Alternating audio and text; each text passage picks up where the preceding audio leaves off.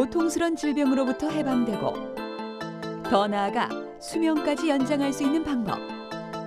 오래전부터 인류는 이 숙제를 풀기 위해 끊임없이 노력해오고 있습니다. 고대의 인류는 주변의 식물이나 동물로부터 질병의 고통을 덜어주는 약을 발견하기도 했습니다.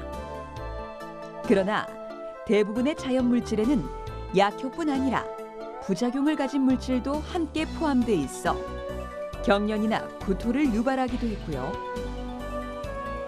미생물에 의해 더 악화되는 경우가 발생하기도 했죠. 이에 인류는 화학적인 방법을 이용해 식물, 동물, 광물까지 자연계에 존재하는 물질에서 약효를 가진 단일 성분만을 따로 분리해 효능은 높이고 부작용은 줄이는 지금의 약으로 개발하게 되었습니다. 최초의 현대 의약품은 마약성 진통제로 취급되는 모르핀입니다. 1806년 독일의 프리드리히 제르튀르너가 양귀비 열매에서 추출한 아편에서 알칼로이드 성분을 따로 분리하는 데 성공하면서 모르핀이라는 의약품으로 상용화하게 되는데요. 모르핀의 뛰어난 진통과 최면 효과에 의해 1850년대부터는 주사 형태의 마취제가 사용되었고 이는 다양한 수술법이 발전할 수 있게 된 계기가 되었습니다. 진통제의 대명사 아스피린은 최초의 인공합성 화학의약품입니다.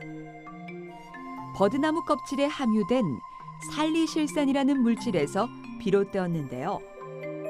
독일의 화학자 헤르만 콜베가 살리실산의 구조를 밝혀내면서 인공 살리실산을 제조하게 되었고 이후 1897년 독일의 펠릭스 호프만이 먹기 편하고 위 점막의 자극을 줄인 최초의 아스피린을 개발하면서 오늘날까지 다양한 치료제로 사용되고 있습니다. 고통을 줄여주는 약으로, 질병을 낫게 하거나 예방하는 약으로, 또는 부족한 영양소를 채워주는 약으로 우리는 저마다 다양한 이유로 다양한 약을 통해 건강을 챙기고 있는데요. 2015년 통계에 따르면 우리나라 국민 1인당 의약품 구매액은 약 49만 원. 전체 판매는 24조 5,600억 원으로 조사됐으며 이는 2013년보다 2조 원이 늘어난 수치로 나타났습니다. 현재 전 세계 의약품 시장은 1,000조 원의 규모로 성장하고 있습니다. 약을 찾는 사람들이 늘어난 만큼 신약 개발에 대한 경쟁력도 쟁쟁하지만 우리나라의 의약품 시장은 전 세계 시장의 약 2%에 불과할 정도로 저조한 실정이라고 합니다. 일반적으로 보통 25만 개 정도의 그 신약 후보 물질이라고 하는 것을 가지고 신약 개발 과정이 시작이 됩니다. 다시 말해서 25만 개의 그 약물이 모두 신약으로 되는 것은 아니고 그것들 중에서 기껏해야 10개 미만이 신약이라고 하는 물질로 개발이 돼서 이것이 상용화가 됩니다. 이 과정 동안에 들어가는 비용은 약 4조에서 적게는 4조에서 많게는 10조 원의 돈이 들어가고요. 개발에 필요되는 소요 기간이 약 한 10년 정도가 소요가 됩니다. 신약 후보 물질이란 한 예로 말라리아 치료 물질을 발견해 2015년 중국 최초로 노벨 생리의학상을 수상하게 된 중국의 전통의학연구원 투유유 교수의 사례를 들 수 있습니다. 투유유 교수는 1960년대 후반부터 2,000종이 넘는 식물로부터 말라리아 치료제를 조사해오다 비로소 길가에 흔히 자라는 개똥쑥에서 아르테미시닌이라는 말라리아 억제 물질을 발견하게 되었고 그 물질 속에는 항말라리아뿐 아니라 항바이러스, 항암 등의 성분도 함께 포함되어 있는 것을 발견하게 되는데요. 이처럼 개똥쑥에 포함된 다양한 물질 자체가 신약 후보 물질이라고 할 수 있고요. 그 성분들을 하나하나 추려내어 말라리아에 효과적인 성분만 골라내면 항말라리아제라는 신약이 되는 것입니다. 신약은 새로운 성분에서 약효를 개발하는 개념이기도 하지만 기존 약의 문제점을 보완하거나 같은 약에서 새로운 효과를 발견하는 측면도 신약의 목적이 될 수 있습니다.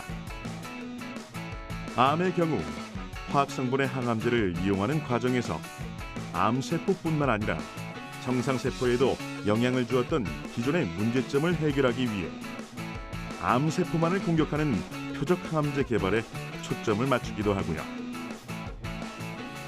폐렴이나 간염, 류머티스 관절염과 같은 염증성 질환의 경우 면역 기능의 활성을 조절하는 항염 치료제에 대한 연구를 하기도 합니다. 챙겨 먹어야 할 약이 넘쳐나는 이 시대, 전문가들은 좀 더 건강하고 젊은 모습으로 오래 살고 싶다면 몸 안의 활성산소부터 없앨 것을 권고하는데요. 활성산소란 몸속으로 들어간 산소가 산화되면서 세포를 손상시키는 유해 산소로 현대인의 질병 중 90%가량이 활성산소와 관련이 있다고 알려져 있고요. 특히 면역력이 떨어질 때 활성산소가 더 잘 쌓인다고 합니다. 항산화제는 활성산소를 효과적으로 제어해주는 그런 물질이거든요.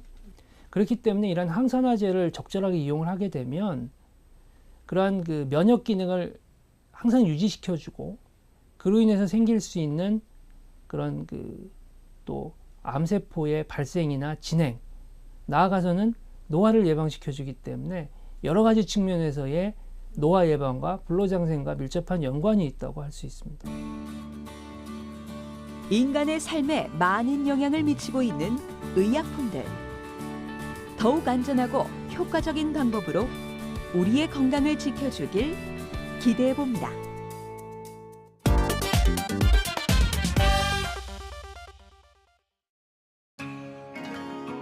질병의 진단과 치료에 중요한 역할을 하고 있는 분야, 의료 영상기기입니다. 인체에 일정한 에너지를 투과할 시 인체 내부의 밀도와 성질에 따라 다르게 나타나는 특징을 이용하여 몸속 상황을 확인하는 기술인데요. 의료 영상학은 가장 많은 노벨상 수상자를 탄생시킨 분야이기도 합니다. 몸속을 찍는 영상의 시작은 엑스레이에서 시작됩니다. 1895년 독일의 과학자 비렐름 렌트겐이 물질을 잘 투과하는 X선을 발견하면서 살아있는 사람의 몸속을 수술하지 않고도 들여다볼 수 있는 길이 열리게 되고 렌트겐은 이것으로 노벨 물리학상을 최초로 수상하게 되죠. X선은 밀도가 높은 조직에 닿으면 통과하지 못하고 조직 내로 흡수되는 특징이 있기 때문에 밀도가 높은 뼈는 X선을 흡수해 하얗게 보이고 밀도가 낮은 근육과 장기는 X선을 덜 흡수해 까맣게 보이는 것입니다. 주로 뼈의 골절, 모양, 간격, 관절의 상태 등을 잘 파악할 수 있지만 신경과 근육, 인대 등의 세밀한 관찰은 상대적으로 어렵고요. 혈액이나 종양 등 폐의 상태를 확인하는 데 활약하고 있습니다. 그러나 엑스레이는 인체의 내부를 한 장의 평면 사진으로밖에 볼 수 없다는 한계를 가지고 있었기 때문에 좀 더 입체적으로 볼 수 있는 기술이 필요했는데요. 1970년대 초 미국의 앨런 코맥과 영국의 고드프리 하운스필드에 의해 컴퓨터 단층 영상 촬영 장치, 즉 CT가 개발됩니다. CT는 인체의 한 단면을 360도로 회전하면서 수평, 수직의 단층을 3차원 구조로 촬영하는 기기입니다. 엑스레이보다 높은 해상도로 척추를 비롯해 머리, 폐, 심장, 혈관에 이르기까지 인체의 모든 부위를 관찰할 수 있지만 문제는 X선을 이용하는 엑스레이와 CT는 방사선 노출이라는 심각한 단점을 가지고 있다는 것입니다. 인공 방사선의 허용 수치는 1년에 1mS이고 해당 엑스레이의 방사선 양은 0.1mS 정도로 방사선은 몸속에서 사라지지 않고 계속 쌓이기 때문에 주의가 필요하고요. 더군다나 CT의 방사선 양은 해당 평균 14mS나 되어 과도하게 사용될 경우 암 발생 등의 우려가 있어 피폭량을 5분의 1 이하로 줄인 저설량 CT를 활용하거나 무분별하게 CT 검사는 하지 않도록 권고하고 있습니다. 방사선의 단점을 보완한 영상기기가 MRI입니다. 사람을 큰 자석 속에 넣고 강한 자기장과 라디오 주파수의 전자기파를 사용해 인체 내에서 알려주는 신호를 컴퓨터로 처리하여 다시 영상으로 재구성하게 되는 원리인데요. 자기장과 고주파를 이용하기 때문에 인체에 해가 적다는 장점이 있고 CT상으로 잘 보이지 않는 근육, 연골 등 연부 조직을 높은 해상도로 관찰할 수 있습니다. 특히 뇌종양, 뇌졸중, 퇴행성 뇌질환 등 뇌신경계 영상에서 진가를 발휘하는 것으로 알려져 있습니다. MRI는 자석의 세기 단위인 테슬라가 높을수록 선명도가 높아집니다. 현재 병원에서 사용하는 MRI는 주로 1.5에서 3테슬라이고 7테슬라 MRI는 일부 연구소에서 연구용으로만 사용되고 있습니다. 1테슬라는 1만 가우스로 지구 자기장인 0.5 가우스에 비교하면 7테슬라는 엄청난 세기의 자기장이라는 것을 알 수 있고요.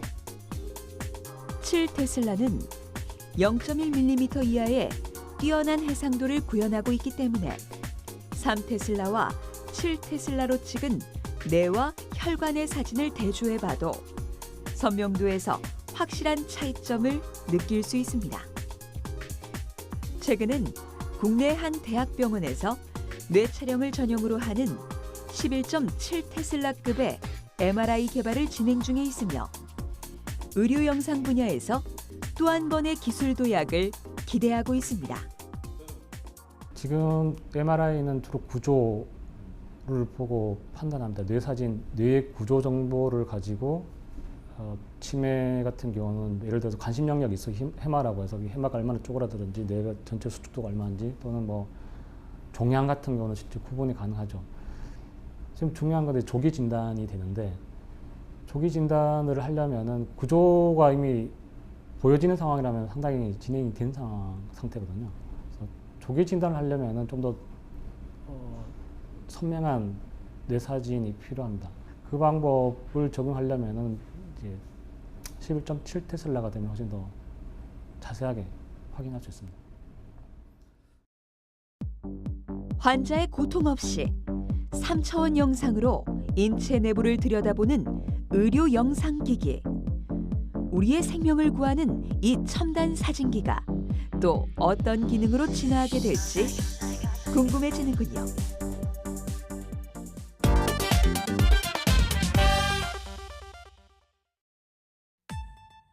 시력이 떨어지면 안경이 보완해주고 청력이 떨어지면 보청기가 그 기능을 대신해줄 수 있지만 언어 기능이 떨어진 사람이라면 어떻게 의사소통을 할 수 있을까요? 말을 하는데 어려움을 겪는 사람들을 위해 문자를 음성으로 변환해주는 의사소통기구 AAC입니다.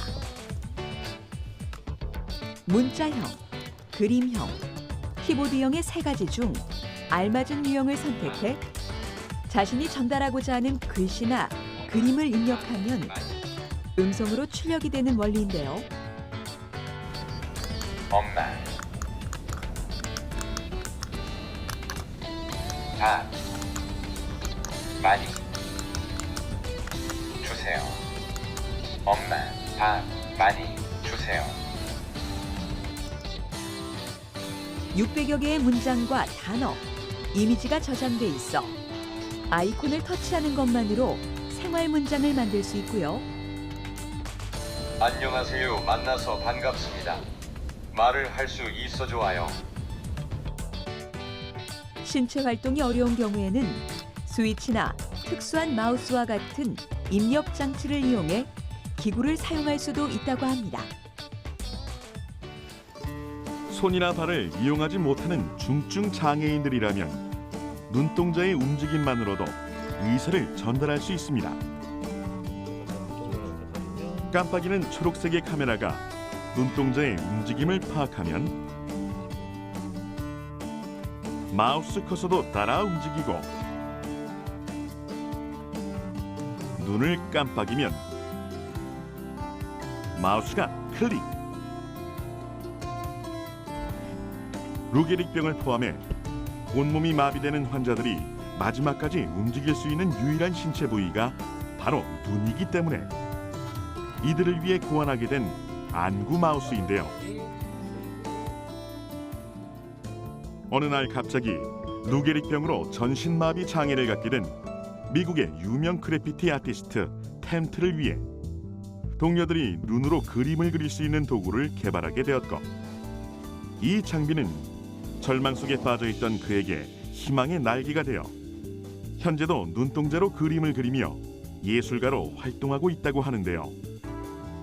안경 위에 웹캠을 부착하던 불편함을 보완하기 위해 우리나라에서는 기기를 모니터에 연결하는 박스 형태로 제작하여 사용자의 눈에 맞게 한 번만 설정하면 그 후부터는 자유롭게 컴퓨터를 이용할 수 있도록 개발하게 되었습니다. 각각의 위치에 따라서 이제 자세에 따라서 본인이 조금 더 눈동자를 쉽게 좀 움직이시는 그런 자세들 좀 잡아줘야지 되고요. 그다음에 기기의 특성상 또는 뭐 조명이라든지 또는 햇빛의 이제 영향들도 좀 받는 경우도 있고 이래서 그런 환경적인 평가 부분들도 같이 진행을 해야 가장 사용하시는 분이 최적화된 곳에서 잘 사용하실 수 있도록 할 수 있습니다. 수동 휠체어는 때때로 다른 사람의 도움을 필요로 하는 경우가 있습니다.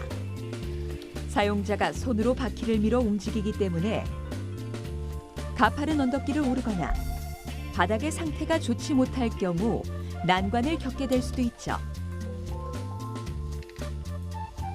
이러한 문제점을 해결할 수 있는 전동 휠체어 모듈인데요. 필요에 따라 수동 휠체어에 탈부착할 수 있는 형태입니다. 바이크 전동 모듈이라고 부르고요. 이렇게 수동 휠체어를 전동화를 시켜주는 이제 기기입니다. 그래서 요거는 뭐 전체적으로 나오는 바퀴가 있고요. 그다음에 이 바퀴를 이제 모터로 돌려주는 기능이 있습니다.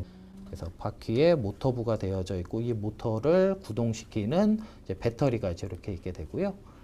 그다음에 이제 속도라든지 이제 전후로 이제 움직일 수 있는 이렇게 컨트롤러가 이제 이쪽 옆 측면으로 있게 됩니다. 그다음에 요거는 브레이크고요.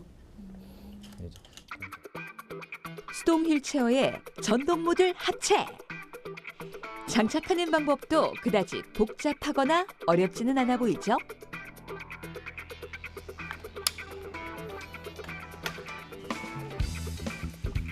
좀 전에 힘겹게 오르던 오르막길을 다시 도전해 보겠습니다. 힘들이지 않고 스무스하게 이동.